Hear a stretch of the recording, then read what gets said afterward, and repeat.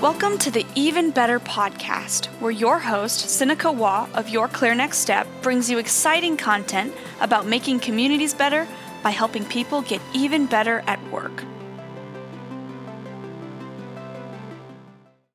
Well, thank you everyone for being here. I'm so delighted for another edition of the Even Better podcast. This is part of our ongoing mission here at Your Clear Next Step to help us all have better work days so that together we can co-create better communities. And I am just delighted to have with us as a guest today, Tracy Schuster. Tracy, thank you so much for being with us today.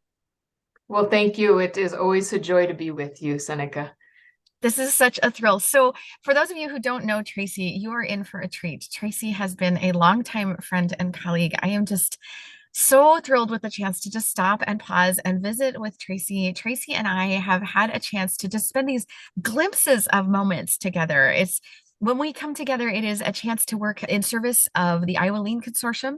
So it's a program of CIRAS at the Iowa State University. And we have worked together for years now as I've provided some training for the Iowa Lean Consortium and Tracy, where Tracy is the director there. And when we get to see each other, it's these fleeting moments in the morning and then at lunch or over the quick breaks or then at the afternoon as we're cleaning up. And I have just delighted in Tracy's dedication to her customers and the commitment that she has to making the experience so rich for those who are there and in preparation, the advanced preparation for the moment. And it is clear to me that she's got this process, right, that makes the whole experience seamless end to end for everyone who is there. But not just for the participants who are there. For me, even as a facilitator, I know that Tracy's got my back. And as we've been through these last couple of years, the stopping of in-person training and then the rise of the virtual training and then the coming back together in-person training again and the delight of being back face-to-face through the pandemic, the processes have shifted and changed, but the character that I know that Tracy has and demonstrates and the consistency that she brings to the table have been absolutely a constant and a joy. And what a joy to be able to share that now with our customers and with our listeners and with you, the audience who are part of this Even Better podcast. So you are in for a treat here as you get to hear Tracy as she shares some of the things that she has done. And I know she owned her own business. She was a virtual assistant and she owned her own business for 10 years. And that she also, I learned this in preparation for this podcast. I don't think I knew this before, that she was a licensed mental health and substance abuse counselor before that. But helping people get even better is, man, it shines through, Tracy, in who you are. So thank you for being part of this story. Tell us a little bit more about you and your story, Tracy. Well, first of all, thank you for that introduction. When you asked me to do this, one of the reasons I was excited to do it was just to spend more time talking with you, because in the context that we've worked, we haven't gotten to do that as much. So just to have a conversation with you is a gift. But as you described, certainly the theme throughout my life has been helping people get better, do better, be better, from being a licensed mental health counselor and helping people through substance abuse counseling to running my own virtual assistant business and then joining up with the Iowa Lean Consortium many years ago. In doing that, I somewhat felt like I found my tribe of people who think like I do, think in terms of process and improvement, and doing so for the betterment of their organization, but also for themselves.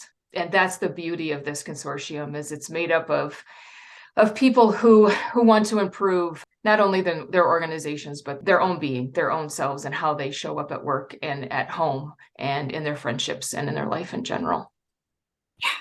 That is so consistent. I think about all of the events that I've had with the Iowa Lean Consortium and the times that whether you and I are having a quick one-off conversation to prepare for the event or whether we've been in the presence of the group who are participating or whether we're looking through the feedback afterwards, I feel like every time it's like, okay, we're better humans because we just spent this time together. Yeah. And every conversation is like that. It's really astounding. Yeah, it's a fabulous group of like-minded people to get to be with through the work that I do. And I'm glad you get to experience it too. Yeah, it's really powerful. But it's consistently, and I see this in you so often, that it's not just how do we do this, but how do we do this and do it well and leave things better than we found them and leave ourselves better than we were when we started. Right. It's really, really powerful. So the theme that we're talking about is 5 keys to building your personal productivity system. So let's talk about that. How did you come upon this idea, and where does this come from in you, Tracy? Personal productivity has been something that has interested me most of my life, from playing office as a young girl, right, and setting up processes and systems, to when I was in college, finding systems that would work to help me get the right things done at the right time in the most efficient way, which when we get to the real definition of an effective personal productivity system, you'll hear that. It's just something that gives me energy when I get to think about it, talk about it, and improve it. It is something that I paid attention to as something that would give me energy, not zap energy. And those are the things we're supposed to do more of in our lives. Right? Right, So, for sure. mhm. So what is that personal productivity? I mean, because right now I think we all need them. We're all Right. you alluded something to doing the right things, but we're all, there's so many of us, we're distracted and we're floundering and we're ineffective. What is this personal productivity system? What is this magic of which you speak? Right. So what you alluded to is everyone has a personal productivity system. We all have a way we're getting things done. But as James Clear, the author of Atomic Habits, reminds us, we don't rise to the level of our goals, we fall to the level of our systems. So what we want to talk about today is an effective personal productivity system. What you want for yourself is an effective one. You have one. You're getting things done. How well are you getting them done? How much time is it leaving for the things that you want to spend more time on? So the key here is effective personal productivity system. And that the keys we're going to talk about today are to help you build that effective personal productivity system. So the way I define it is it's a system you can trust to consistently get the right things done at the right time in the most efficient way. Okay, we're going to pause here for just a second because I think you just said something really important. And I think we need to go back and hear this, because I think you just said that we've all got a personal productivity system. Oh, you do. And I think you may have just said that system that I had that allows me to look at my phone when I go looking to see if I've returned that call or what's that number, and I got distracted by the TikToks or the reels or the whatever it is that pops up in the endless scrolling of the videos, that might not be effective, that it's a productivity system, but it might not be the one that's effectively letting me get things done. Is it? Are you alluding to something along Ding, those ding, lines? ding. You got it. Oh, You man. got it. You have one. How Oh, effective is it? how effective is it? We were sitting at the table last night, and the younger daughter said something like, yeah, I've got a 7-minute or 7-second attention span. And we started to realize as the conversation played out that it had to do with the scrolling, right, and the phone and the interaction, which we don't allow at the tables, and we were alluding to where is it coming from, and we were talking about that, and I think this whole conversation was coming up because what's happening is we're getting distracted by it. It seemed that there was a time when those smartphones and those devices were helping us with our productivity because they were giving us access to the information that they needed until they became a distraction. And so I wonder if there's a way then that we have a personal productivity system if we can manage it, if it becomes effective. But as soon as that productivity system is not effective for us, we're not doing the thing that you're describing. So we got to get back to your 5. So how do we build it? How do we build it? This is why you're here, right? This is That's why why you're I'm here. Yeah, 5 so let's keys talk to about building. that. Okay. Yeah. All right. Let's learn. What's the first one you say is define your why. Okay. Talk us through that. What does that mean? Okay, so I'll begin by saying I used to think that the first step was to find the best technology or paper system or notebook. And I've spent way too much time looking for that perfect app, that perfect software, that perfect planner. Again, I've changed my mind about that. There isn't one. So the very first step in developing your effective personal productivity system is to define your why. Why do you want one? Spend some time thinking about that. Simon Sinek, start with why. Write it down. Write it down because you'll want to refer to it to remind yourself when the discipline of executing the system becomes challenging, and it will, especially in the beginning, and when the system starts to break down, and it will do that too, right? No system is perfect. You'll want to go back to your why. Why are you wanting to embark on this, the discipline of creating and executing an effective personal productivity system? So for me, my why is twofold. Integrity is a personal value, and I want to live that out by doing what I say that I will do. So a personal productivity system helps me live into that value.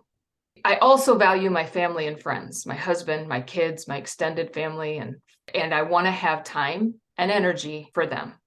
So an effective personal productivity system helps me control my work versus it controlling me and zapping me of that time and energy I want to give to friends and family. So when my system starts to break down, or I feel myself drifting at work or floundering, as what I sometimes call it, I'll go back to that why. Why do I want to stay focused? Why do I want to keep working this personal productivity system? And it's so that I can get the right things done in the most efficient way. So I can do what I say that I will do, and that I can have the energy to be available to friends and family.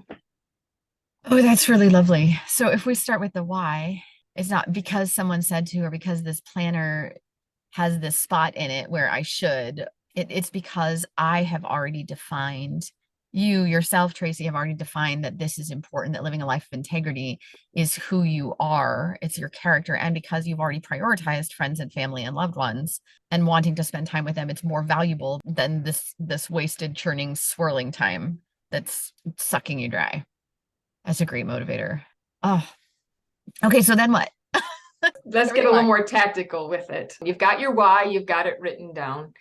The next key is to identify your inboxes. Where are all the places that you receive action items in a day? Just write them down, make a list. Email, of course.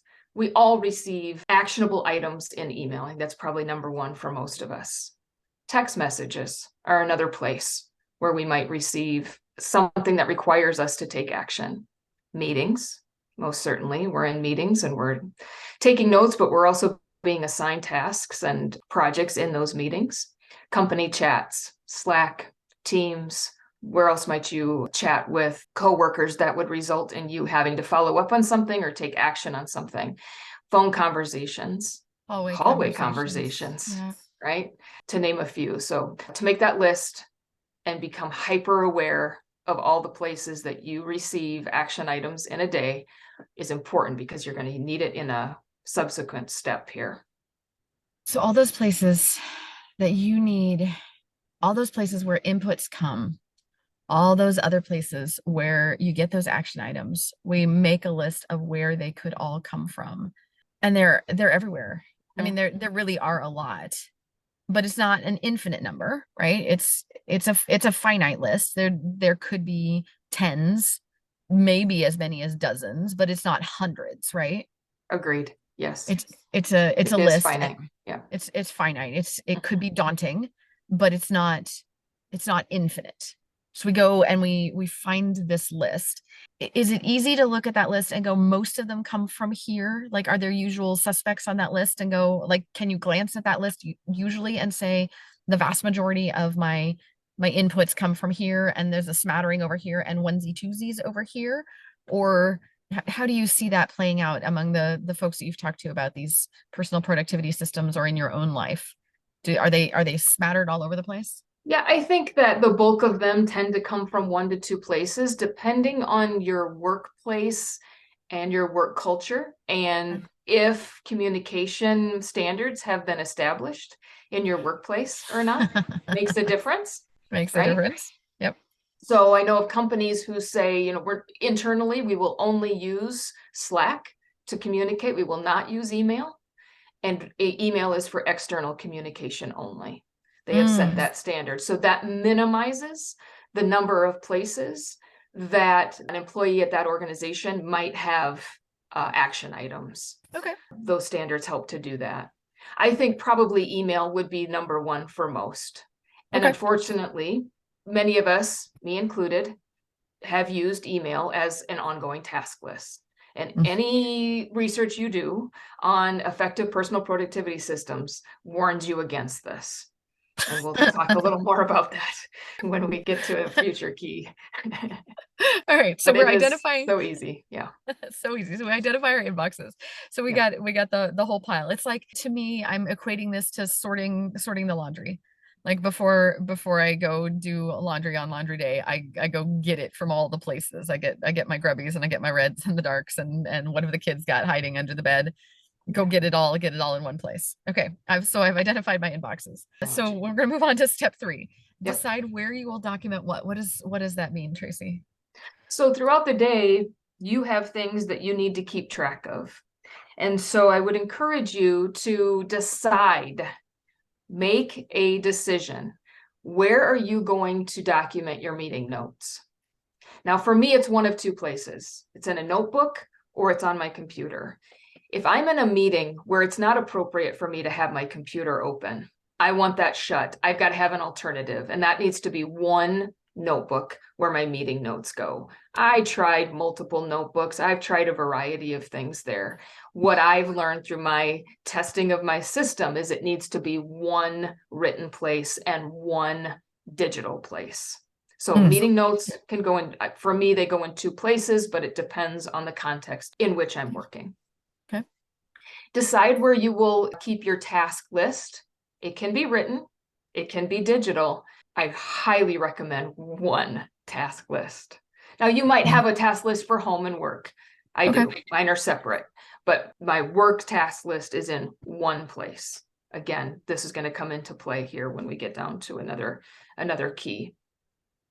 Okay, so the things we're documenting notes and we're documenting to-dos. To-dos, action items. Yep. Action items are task list. So we're notes. Yep. So our record of what we learned, if we need to record that for our learning process or for our recollection later, and our action items. I would just add that within those meeting notes, you're probably going to have action items. Okay. And so just hold on to that thought, because we're going to come back to that. Yeah. So I was in a meeting for a project, and there were action items out of that project. And so I'm a project manager by trade. So within that meeting for a project, there were action items, and one of those action items got assigned to me. So I'm holding on to that thought because we're going to come back to that. One of those action items got assigned to me, and I need to know where to put that. So you've written that down in your meeting notes. I've written that down in my meeting notes for now. Okay, so hold on to that. We're going to come back to how you're going to capture that. Okay. And between meetings, I remembered as I was walking that I'm going to need to, because I'm a spaghetti thinker, I realized as I was walking that I need to pick up something for the thing that's going to happen at our house. So I realized I need to add something to my home task list. So I jotted that on my home task list. Okay. Correct. So I've got a task list or to-do list for home. I've got a to-do list at work. I've got meeting notes, electronic or paper, but I'm making a decision, and you're really careful to stress I'm deciding. Yes. Make a decision for your system. And if you need to, just think of it in terms of running an experiment. If you don't know, you're just running an experiment. Okay. I'm going to try keeping a task list on a written notebook. Yep. And we're going to get to key 4 or 5. I can't remember which one, where you're going to review whether or not that worked. Okay. So, but you're right. The decision piece of this is key. Decide for yourself. Decide where you're going to document meeting notes, task lists. For me, also project lists. I keep a list of what projects I'm on or responsible for, just to keep those at top of mind and to help me prioritize. I also made a decision about where I would document ideas, right? So if I've just spent some time brainstorming, either collaboratively or on my own, where am I going to capture those ideas? I don't want them in 5 different notebooks where I can't remember what notebook they're in. So I've pared that down to one of 2 places, electronically or written, again, similar to meeting notes. Where am I going to be able to go back and look at those ideas that I generated? Okay. And out of curiosity, Tracy, are your idea notes and your meeting notes in the same place, or are they 2 separate places? Same places. Same places, different tabs. I use OneNote electronically, and then a digital notebook that I recently switched to here for written notes. Okay, cool. All right. If you are just joining in, it is time to go back. You got to rewind because we've got some really great stuff here from Tracy Schuster, who is the director of the Iowa Lean Consortium. And she's talking about your personal productivity system and specifically making it an effective personal productivity system. And we started with defining your why and identifying your inboxes and deciding where you'll document what. We're going to move on to step 4, which is establishing a daily startup and daily shutdown routine. This sounds really, really effective. Tracy, talk us through, what does that look like? Yeah, this is effective and probably one of the things that helped me change things around with my own system. I learned this from Michael Hyatt. I'd encourage people to go out and check out his work. But here you set aside 30 minutes in the morning and 30 minutes at the end of the day to do a daily startup ritual and a daily shutdown ritual. And I want to start by outlining the daily shutdown ritual because it feeds into your daily startup. So the way that my daily shutdown ritual looks is at 30 minutes, 4:30, and I have this blocked on my calendar as a non-negotiable.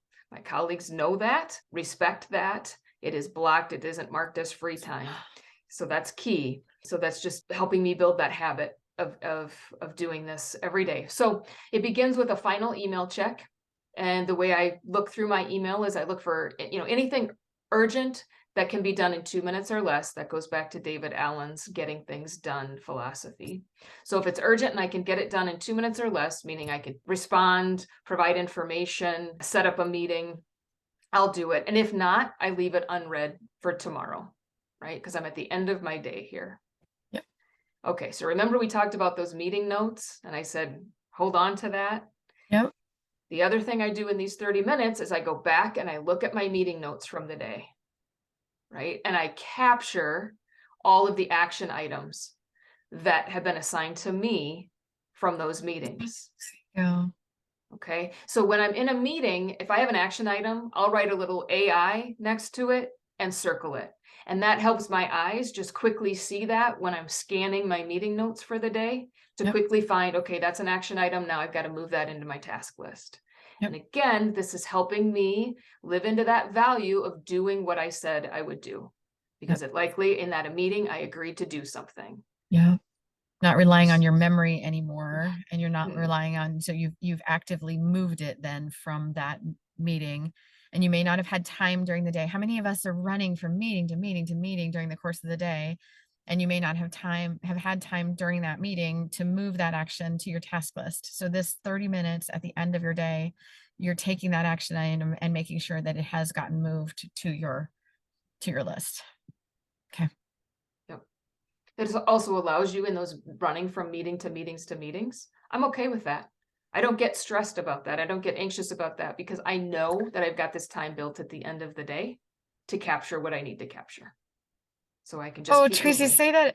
Oh my gosh, say that again. Say that again. So having this type of system allows me just to move from meeting to meeting to meeting with less stress and anxiety. Sure, meetings are stressful at times, and back-to-back meetings can cause anxiety, but I've reduced at least some of it by knowing I have built 30 minutes into the end of my day to go capture my action items that I agreed to. I can let that go and head into the next meeting, knowing I'm gonna catch this up at the end of the day.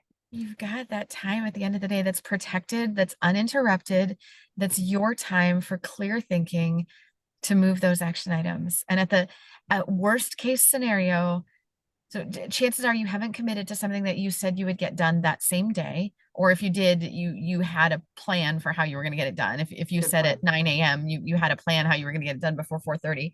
But otherwise, you've at least known that you've got that 4:30 window at the end of the day.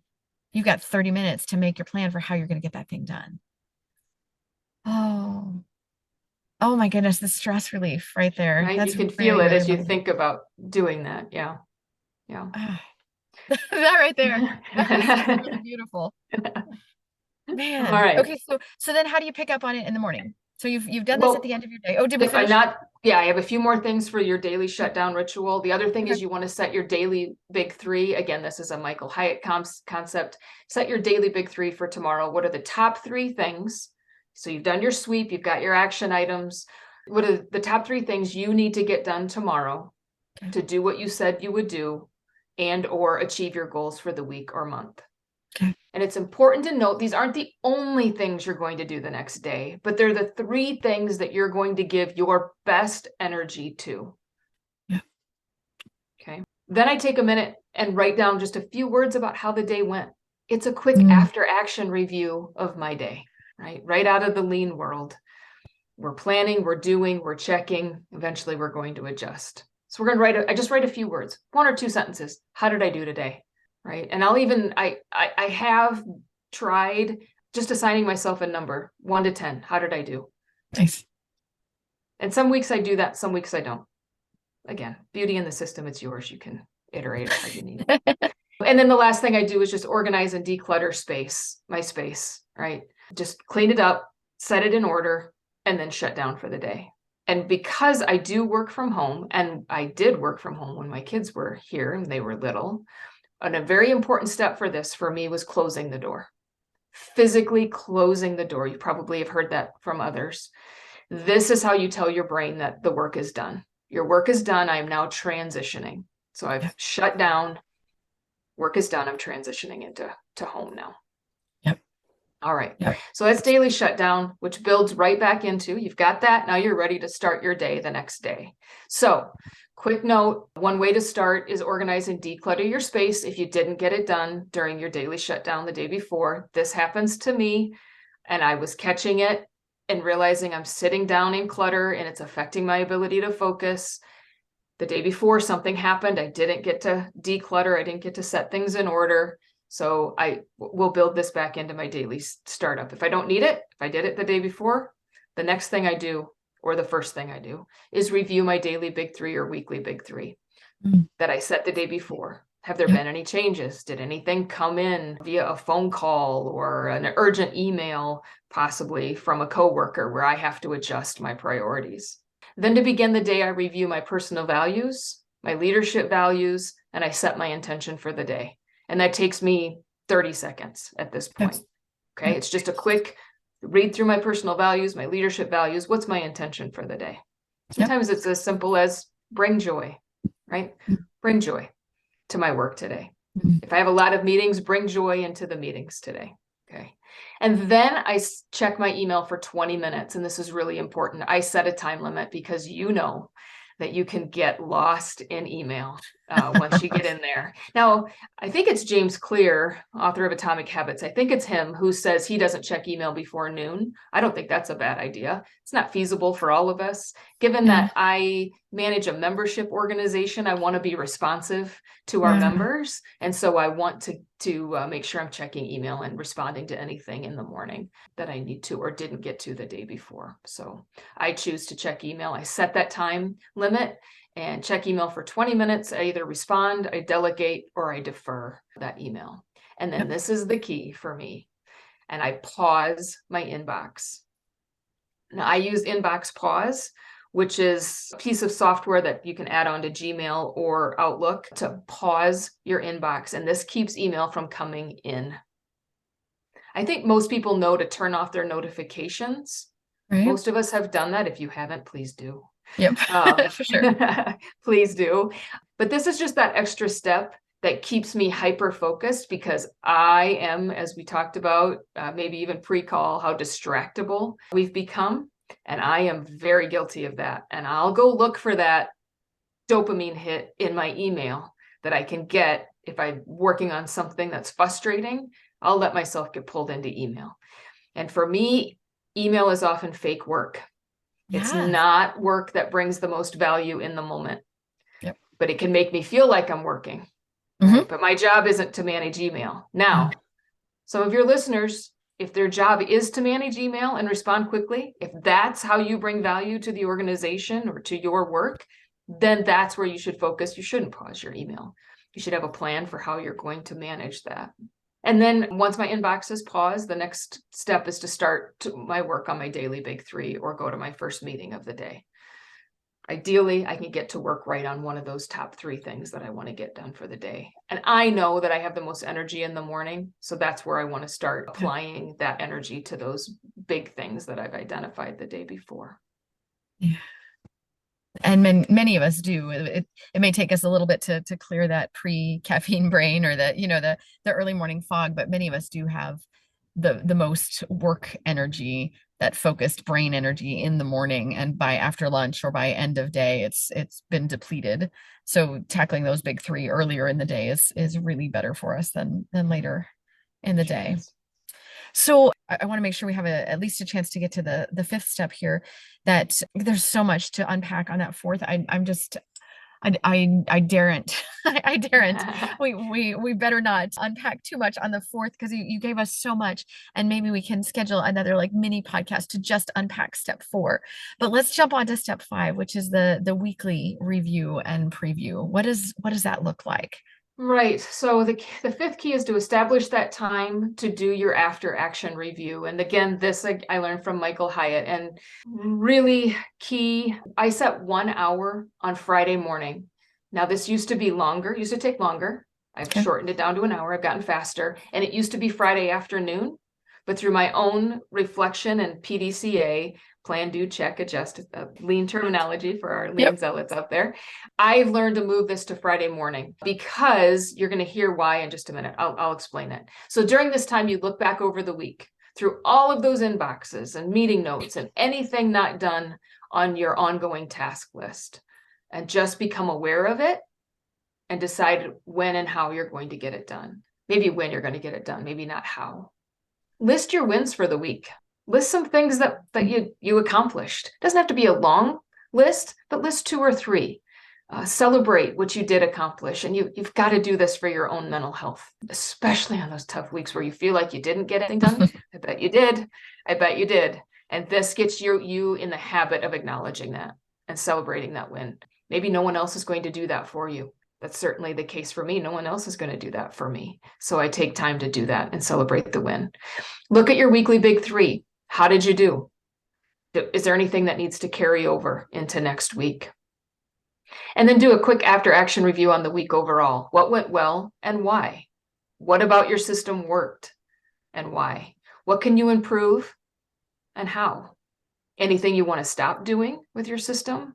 Anything you want to start doing with your system, or try an experiment you want to run? Make a note of that for yourself. And then here I'll look at the week ahead. And this is why I've switched this to Friday mornings. So I'll look at the week ahead. I look at my calendar. What's coming up?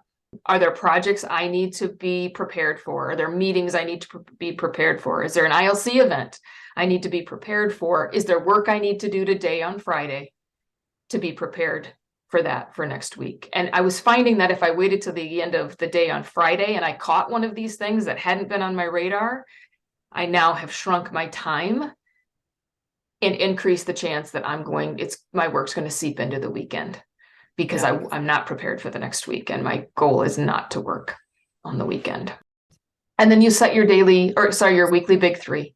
What are the 3 things you must get done in the next week? And then calendar the time to work on those things and stick to it. And that's how I shut down my week. So powerful.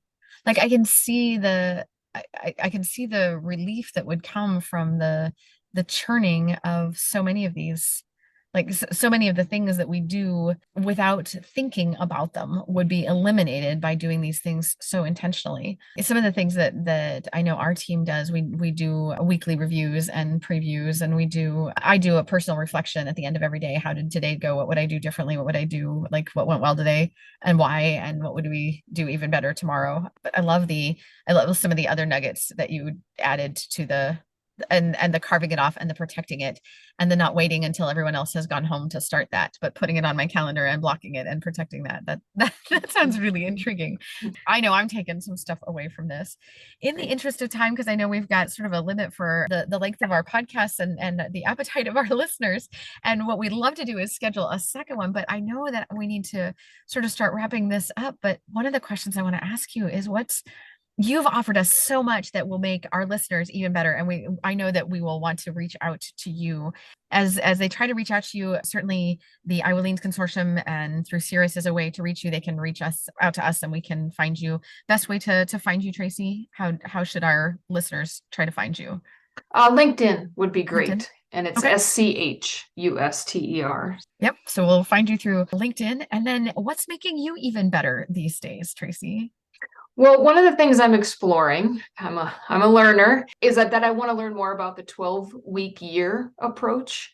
So running goal achievement and goal setting using a 12-week sprint, kind of the agile methodology there, that was developed by Brian Moran and Michael Lennington. And it's a different way to think about your time and approach goal setting and achievement. And so I would invite any of your listeners who have tried this to share their experience with me. Just reach out on LinkedIn and let me know. Or if they're interested in trying this along with me and they want to learn more together, I'm over the holidays, it's one of the things that I'm going to do is just spend a little time researching and deciding, will this work and will this make my personal productivity system even more effective? Oh, fantastic. Oh, now we'll see who chimes in. And I bet you there's a listener out there who has some exposure to that. Love to hear Tracy, it. what a joy. Thank you so much for your time today. This has been such a treasure. Thank you. Well, thank you for the opportunity. And again, always wonderful to spend time with you and feel really grateful for this opportunity. Ooh, I wish we had more time because we would use it for sure. This could go on and on. But in the meantime, for our listeners, thank you so much for tuning in. And we hope on behalf of all of us here at Your Clear Next Step, we hope the rest of your day is even better.